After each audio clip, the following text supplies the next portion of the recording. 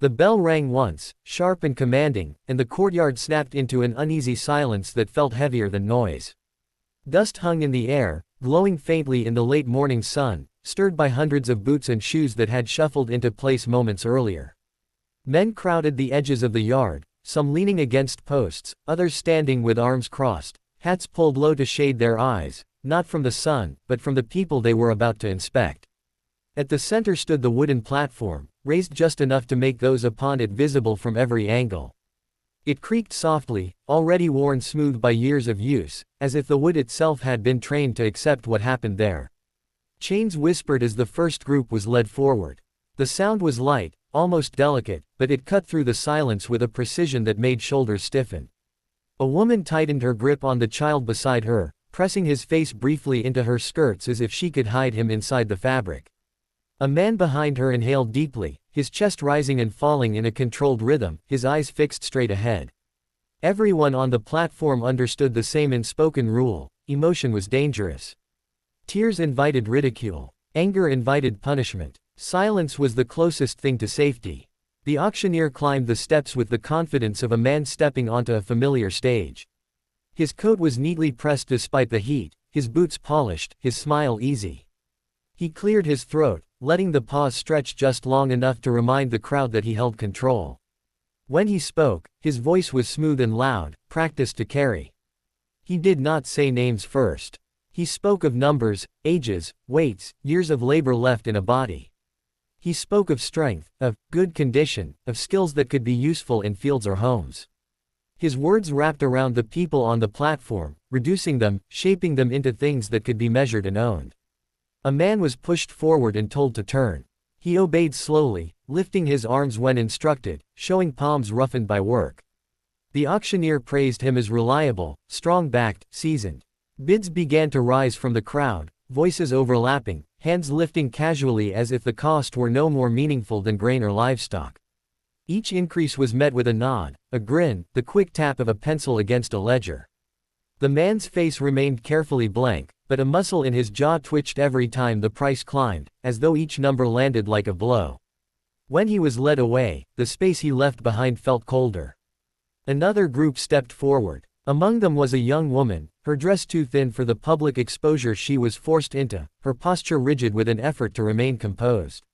She stared past the crowd at something no one else could see, perhaps a memory of a place where she had once stood freely, unnoticed, ordinary.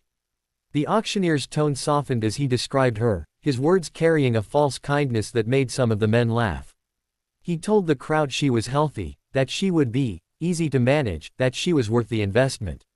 She was told to turn, then to open her mouth so her teeth could be inspected. Her hands shook despite her effort to keep them still. Eyes followed her movements openly. There was no pretense of decency. The crowd leaned forward, appraising, calculating. Somewhere near the back, a child began to cry, the sound thin and frightened. It cut through the auctioneer's rhythm for just a moment before being smothered by a hurried hush. The woman's eyes flicked toward the sound, searching instinctively, then quickly returned to the ground. Looking too long was a risk. Hoping too openly was worse. The bidding grew louder, more animated. Jokes were exchanged between men who had seen each other at countless sales like this one. They spoke as if nothing remarkable were happening, as if this were simply another market day. The auctioneer encouraged them, praising competition, urging higher offers with the excitement of a man selling a prized horse. When the final bid was called, decisive and loud, the gavel came down hard.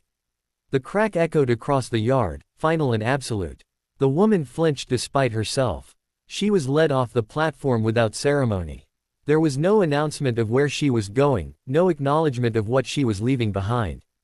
The crowd's attention shifted instantly to the next person, as though she had already ceased to exist. The platform never stayed empty for long. It was designed not to allow it. As the sun climbed higher, the heat intensified, sweat tracing lines down backs and faces. Flies gathered, drawn by the crowd and the smell of bodies packed too closely together. A man stumbled slightly as he was pushed forward, catching himself before he fell. The auctioneer paused just long enough to make a remark about clumsiness, drawing laughter, before assuring buyers that it was nothing to worry about. The man straightened, shame burning in his eyes hotter than the sun. With each sale, the rhythm continued: description, display, bids, the gavel. Time blurred. For those watching, it passed quickly, measured in transactions. For those on the platform, it stretched painfully, every second filled with anticipation and dread. Mothers memorized the faces of their children, afraid that this might be the last time.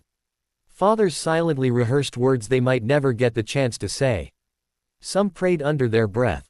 Others stopped praying altogether. When the bell rang again, signaling the end of that round, relief did not follow.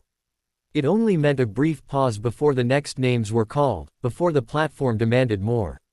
The yard buzzed with conversation once more, the crowd animated, satisfied, while those still waiting stood quietly, knowing that the worst part was not what had already happened, but what was still coming. By late afternoon the auction yard had changed its mood, as if the place itself were growing tired of the day's violence. The sun sagged lower, throwing long shadows across the dirt, shadows that stretched like grasping fingers toward the wagons lined up along the fence. The crowd thinned, not because the work was finished, but because the excitement was. What remained now was paperwork, payment, and separation, the quiet, methodical dismantling of lives that no longer required a stage or an audience. Behind the main building, away from the platform, families were gathered in loose, frightened clusters. They stood close, touching shoulders, hands, backs, as if contact could somehow anchor them to one another.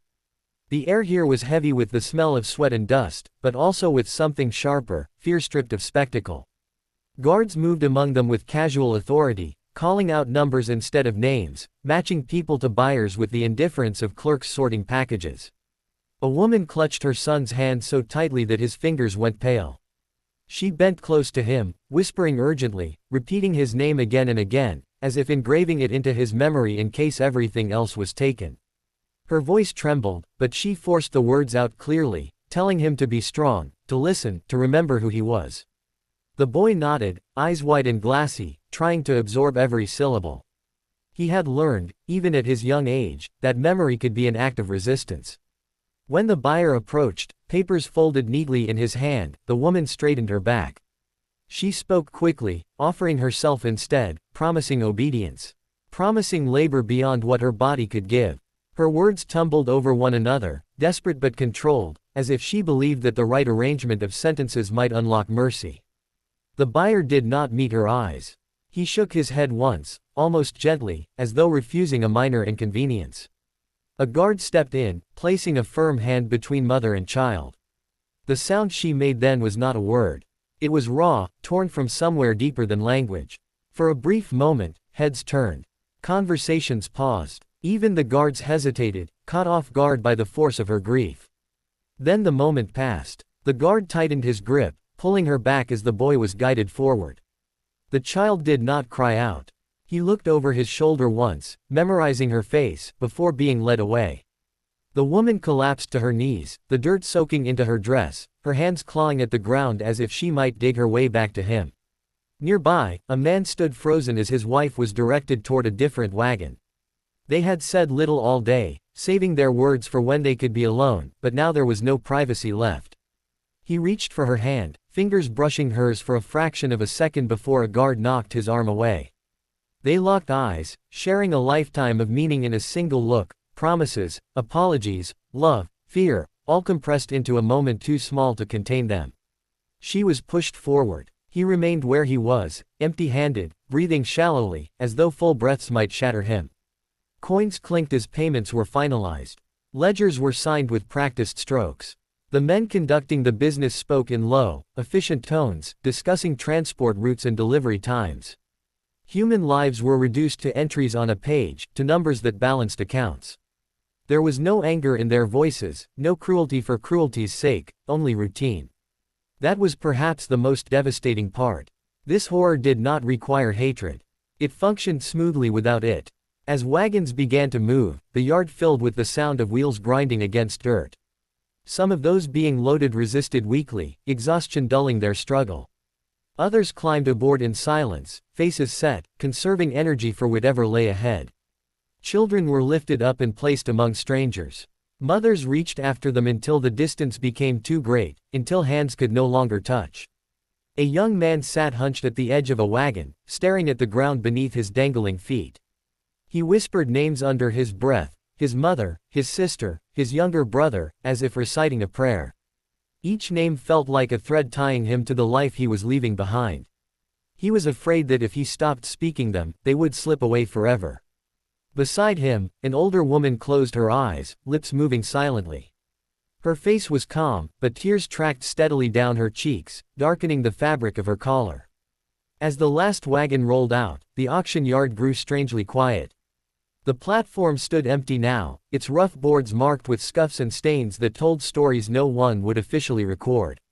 A breeze stirred the dust, lifting it briefly before letting it settle again, as if the ground itself were sighing. The auctioneer emerged from the building, wiping his brow, counting papers. He looked satisfied, tired in the way men are after productive work. He did not look back at the yard as he left. Night fell slowly. Those who remained, unsold, waiting for another day, were herded into dim quarters with straw-strewn floors and low ceilings. Lantern light flickered weakly, casting distorted shadows on the walls. Some lay down immediately, bodies too drained to do anything else. Others sat awake, backs against the wall, listening to the sounds of the city. Beyond, laughter, music, the ordinary life that continued without them.